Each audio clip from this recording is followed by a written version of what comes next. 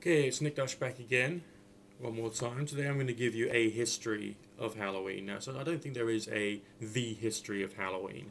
And often when it comes to some of these festivals that we celebrate these days, there's more than one story or origin story. For instance, when it comes to Christmas time, or came to Christmas time last year, I went out, saw some friends, and we all discussed the various mythologies we heard about the character of Saint Nicholas, or Santa Claus, and how that character came about and became part of the midwinter festivities. And there was like half a dozen different stories going around about what this character was really about, and the people who came out with those stories really believed in them. So we have to try and separate belief, the individual's belief in a particular story, from what could have actually been the truth. And we don't really know. So I think what we have to do is use a bit of imagination and a bit of discussion to try and explore the ideas a bit further as to what, let's say in this particular case, Halloween was really about. Obviously, we know one thing. It's an autumn time festival, possibly celebrating the eventual coming of winter. Or, well, maybe I shouldn't use the word celebrating considering the nature of this particular holiday, okay? Maybe commemorating to a certain extent, or marking would be a better way of describing it rather than celebrating. We normally assume celebration is having fun rather than being rather concerned. If you're coming from a time when they didn't have like central heating and your domestic routine would have had to be make sure you've got enough fuel in stock, solid fuel in stock on one particular day, so that the next day you'll be able to keep the place nice and warm. Now that fuel could have been coal in a later period or earlier on, just basically wood fuel, and you have to make sure you've got it in stock. The older animals in the herds, the sheep and the cows, okay, they will probably have had to have been killed in order to protect the rest of the herd and your ability to look after the rest of the herd. So you'll probably be eating the meat of older animals.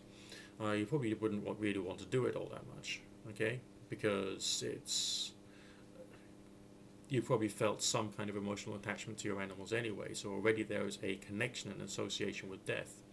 And also you're looking forward in a rather negative way to a time of year when it's going to get very cold. So you can anticipate possibly your father or your mother or your grandfather or your uncle possibly dying, or one of your friends dying. And in times when people are concerned about or afraid of the subject of death, they tend to make a mockery of it, because that's one way in which humans can cope with it. There was I think his name was Edward Lear, who was a great artist, and he moved away from doing almost photorealistic art to doing these rather gross cartoons about death and dying and that sort of thing, because in that particular era there was rather a lot of death about, and so he tried to turn it into something that would appeal to people in a rather black or bleak comedic manner. So in an even more primitive time, then the need to find a way of lampooning death would be quite strong. Was that the only reason we have death imagery at this time? Not necessarily.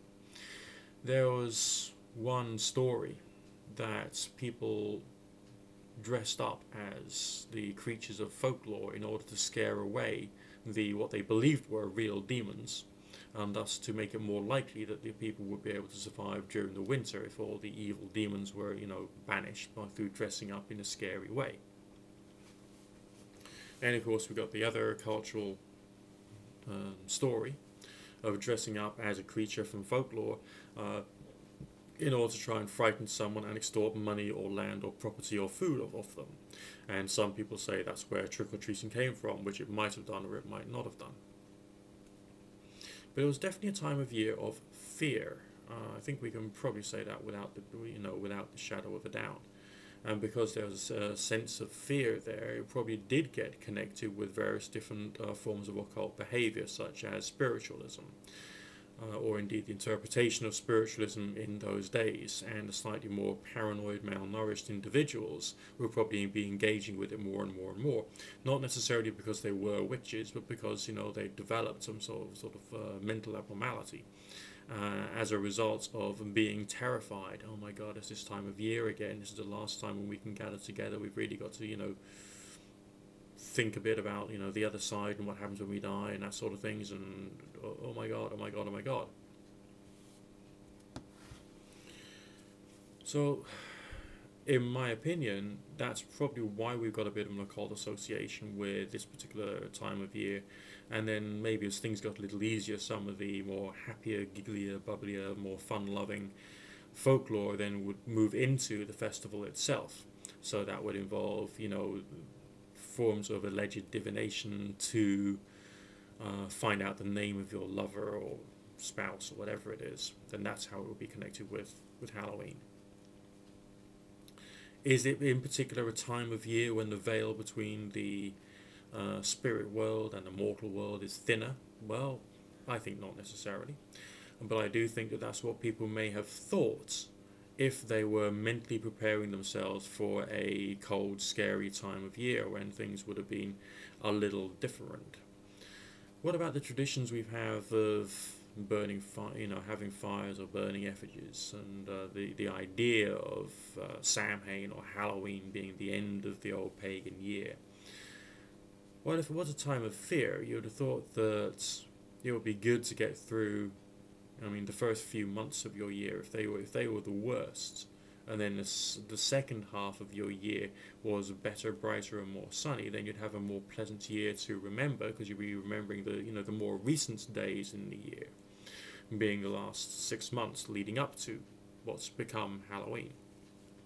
So I think it does make some sense in a frightened, paranoid, agrarian culture to regard Halloween as being like the start of the new year and the death of the old, and therefore to include things such as the burning of effigies. We still have in the UK a festival at around this time of year when we burn effigies, because the parliaments used to meet actually on Halloween, because that was the new year for Parliament at that time. So when the gunpowder plots came, which is when of course Guy Fawkes and all these merry men decided to try and blow up Parliament, that happened on Halloween, and it took 5 days for them to torture a confession out of Guy Fawkes, and that's why on the 5th of November Guy Fawkes was executed through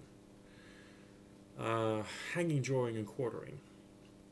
And we celebrate this day in the UK through burning an effigy of Guy Fawkes. So it's in some respects it's a bit of a Protestant versus Catholic festival, because Guy Fawkes and all his merry men were trying to turn Britain into a Catholic country, whereas it was like the victory of Protestantism within the UK, which enabled, or is believed to have enabled, things to have worked out another way. So it's one of our great and wonderful anti-European festivals that we have.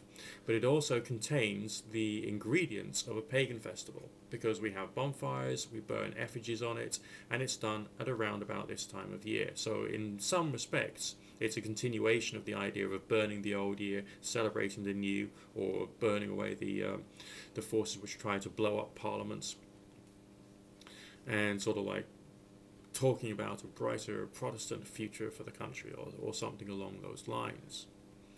But the fact of the matter is, we still do this, and we celebrate with fireworks these days. I don't think we in the UK had that much in the way of fireworks, but we do it to allude to the fact that Guy Fawkes and all of his merry men tried to use gunpowder to blow up Parliament. Some people say, wouldn't it have been good if he had succeeded? But on the other hand, it probably wouldn't actually.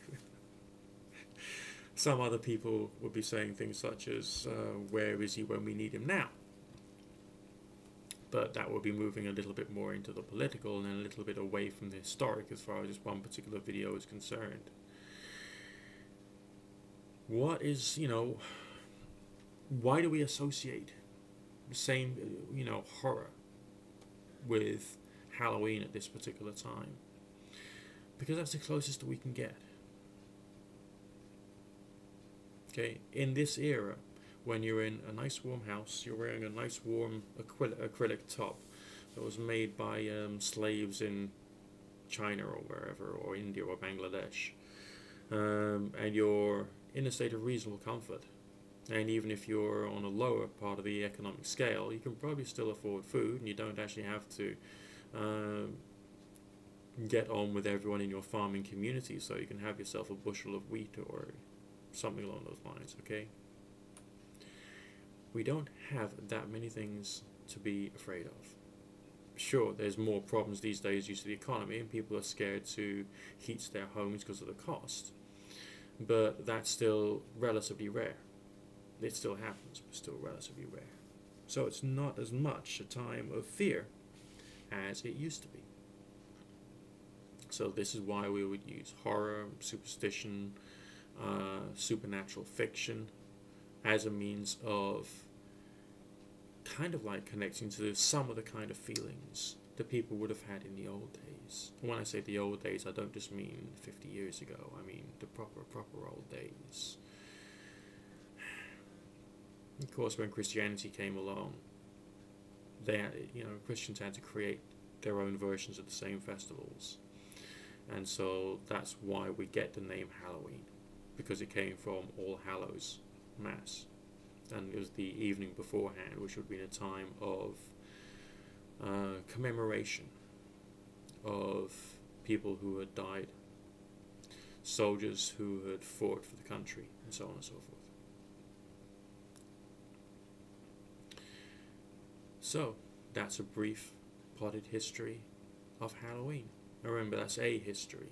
By the time October the 31st has come, today's the 29th, of course, you're probably going to hear about half a dozen different versions. And it's up to you to make up your own mind.